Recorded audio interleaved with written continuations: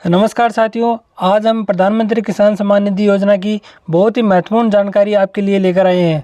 उससे पहले आप हमारे चैनल पर नए हो और चाहते हो कि सरकारी योजनाओं की जानकारी सही व सटीक आपको मिलती रहे, तो आप हमारे चैनल को सब्सक्राइब कर लीजिए और बेल आइकन को प्रेस कर दीजिए। हम आपके लिए योजनाओं की बिल्कुल सही व सटीक जानकारी आप तक पहुँचाते हैं। प्रधानमंत्री किसान सम्मान निधि योजना, जिसके तहत 2,000 रुपये की 3 किस्त सालाना आपको दी जाती है, जिसमें 6,000 रुपये प्रतिवर्ष किसानों को दिए जाते हैं। इस योजना में क्या है, काफ़ी किसान भाइयों की ये समस्या रहती है या उनके परिजनों की समस्या ये रहती है कि जैसे कि किसी ने अपनी ज़मीन है वो बेच दी या दान कर दी या हक तर्क कर दिया, तो क्या करना है, या किसी की सरकारी नौकरी लग गई तो क्या करना है, या आप इनकम टैक्स पेयर बन गए हो, या फिर आप पेशेवर वकील, डॉक्टर, इंजीनियर बन गए हो, तो इन सब में होने के बाद में आपको क्या करना है, या आपके किसी परिजन जिनके पीएम किसान योजना की किस्त आती थी उनकी डेथ हो गई है, तो इन सब में आपको क्या करना है उसकी जानकारी आप इस वीडियो में दी जाएगी। इस योजना में सबसे महत्वपूर्ण चीज़ ये है कि जो भी किसान इसका लाभ ले रहा है उसके नाम कृषि योग्य भूमि उसके नाम होना ज़रूरी है। अगर किसी किसान भाई ने अपनी भूमि किसी को ट्रांसफ़र कर दी है या उसने हक तर्क कर दिया है या ज़मीन को सेल कर दिया है, तो आपको क्या करना है उसकी जानकारी मैं देता हूँ। पहला पॉइंट हम लेते हैं कि अगर आपने अपनी ज़मीन है वो किसी को सेल कर दी या आपने उसमें हक तर्क कर दिया या गिफ्ट कर दिया और अब आपके नाम कृषि भूमि नहीं रही है, तो आपको इस योजना में जो आप पहले पात्र थे अब आप इसमें अपात्र हो गए हो, क्योंकि जो इस योजना का जो मुख्य है कि आपके कृषि योग्य भूमि होना ज़रूरी है। तो आपको करना ये है कि जैसे आपने सेल आउट की, अपनी ज़मीन सेल आउट की, हक तर्क किया, तो आपको इसकी जानकारी संबंधित तहसील में ज़रूर देना है। उसके लिए आप एक एप्लीकेशन और अपना आधार और जिस दिन आपने सेल आउट किया है या रिलीज डीड किया है वो दिनांक उनको यहाँ आपको संबंधित तहसील में आपको बतानी होगी। उसके बाद में वहाँ पे आपको पोर्टल पे इनएक्टिव कर दिया जाएगा ताकि भविष्य में आपकी किस्त नहीं आएगी और आपकी रिकवरी का चांस नहीं होगा। आपकी ज़मीन नाम नहीं होने पर भी आपकी अगर किस्त आती है तो आपकी इससे रिकवरी होगी, तो आप इसकी जानकारी देके रिकवरी से बच सकते हो। दूसरा पॉइंट एक हम बताते हैं कि आपके परिजन जिनको किसान सम्मान निधि योजना में लाभ मिल रहा था और उनकी किसी कारणवश डेथ हो गई है या मृत्यु हो चुकी है, तो आपको क्या करना है। काफ़ी किसान भाइयों के परिजन क्या करते हैं, उनका बैंक अकाउंट बंद करवा देते हैं और तहसील कार्यालय में कोई सूचना नहीं देते हैं।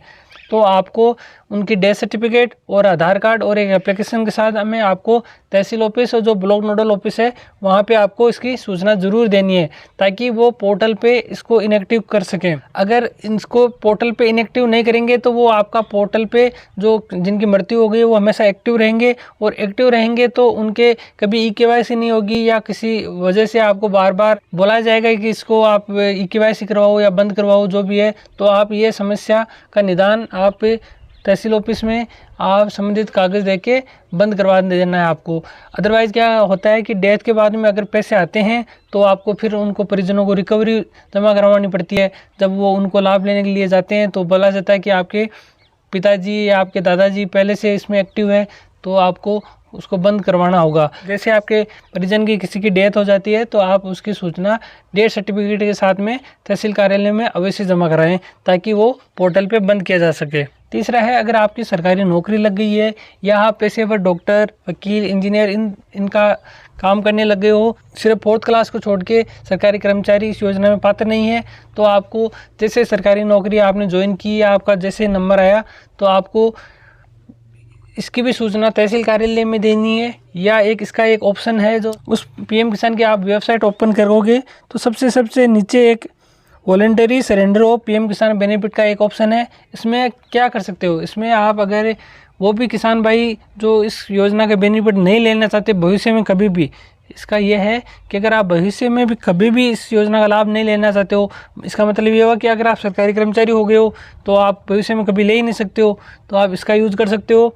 या फिर आप संबंधित तहसील में जाके अपने डॉक्यूमेंट वहाँ पे आप एप्लीकेशन के साथ दोगे तो वो आपको पोर्टल पे इनएक्टिव कर देंगे, तो भविष्य में आपकी किस्त नहीं आएगी और आपके रिकवरी के चांस नहीं बनेंगे। तो मैं आपके जो वॉलंटरी सरेंडर के बारे में थोड़ा बता देता हूँ। वॉलंटरी सरेंडर और पीएम किसान बेनिफिट में आप जैसे क्लिक करोगे इसमें आपको रजिस्ट्रेशन नंबर मांगेंगे। रजिस्ट्रेशन नंबर मांगेंगे इसका मतलब है कि आपने जो पूर्व में लाभ ले रहे थे उसका रजिस्ट्रेशन नंबर ज़रूर होगा आपके पास, तो वो रजिस्ट्रेशन नंबर डाल के आप जैसे ही इसमें कैप्चा डाल के गेट OTP करोगे, आपके पास OTP आएगा। OTP डालने के बाद में ये आपसे फिर से कंफर्मेशन करेगा कि आप इसको PM किसान जो बेनिफिट है उसको सरेंडर कर रहे हो। आपको भविष्य में किसी भी तहत कैसे भी आपको इसका लाभ पुनः नहीं मिलेगा। तो आप अगर कर्मचारी हो चुके हो, सरकारी कर्मचारी हो चुके हो, तो आपको वैसे भी लाभ नहीं मिलना है, तो आप इसका सेलेक्ट कर सकते हो।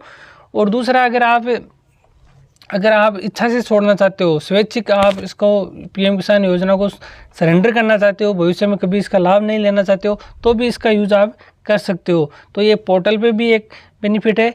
और मैं ये कहूँगा कि जैसे ये वाला ऑप्शन अगर आपने एक बार कर दिया, मतलब एक बार आपने इसमें गेट OTP डाल के सबमिट कर दिया, तो भविष्य में किसी भी तरह से आपको इस योजना का लाभ नहीं मिलने वाला है। फिर आप ऑफिस कार्यालय जाओ, कहीं नोडल के पास जाओ, तो कुछ नहीं होने वाला है इसमें। एक बार आप सोच समझ के ही इसमें आप OTP डालें और OTP डालने के बाद में सबमिट करें। क्योंकि अगर आप कंफर्म हो कि मैं इस योजना का लाभ भविष्य में कभी नहीं लेना चाहता हूँ, तो आप इससे डायरेक्ट बेनिफिट सरेंडर करके और इनएक्टिव हो सकते हो पोर्टल पे। अदरवाइज़ जैसे आज किसी ने ज़मीन में हत्या कर दिया, लेकिन कभी हो सकता है भविष्य में इस योजना की अभी एक कट ऑफ है 1 फरवरी 2019, लेकिन बढ़ जाए कभी और आपने ज़मीन खरीद ली और वो भी पात्र हो जाए। अगर आपने इससे बेनिफिट सरेंडर कर दिया ना, तो भविष्य में कभी भी इसका लाभ नहीं ले पाओगे। तो अगर आप पूर्णतः भविष्य में ज़िंदगी में कभी भी इस योजना का लाभ नहीं लेना चाहते हो, तभी इस ऑप्शन का यूज़ करें। अदरवाइज़ इस ऑप्शन का यूज़ नहीं करें। अगर एक बार आपने इसका यूज़ कर लिया, तो आप कभी भी इस योजना का लाभ नहीं ले पाओगे। तो ये थी जानकारी PM किसान सम्मान निधि योजना के बारे में, जो काफ़ी किसान भाइयों को या उनके परिजनों को समस्या रहती है कि ऐसा अगर हो गया तो क्या करना है। तो उसकी जानकारी इस वीडियो में दी गई है।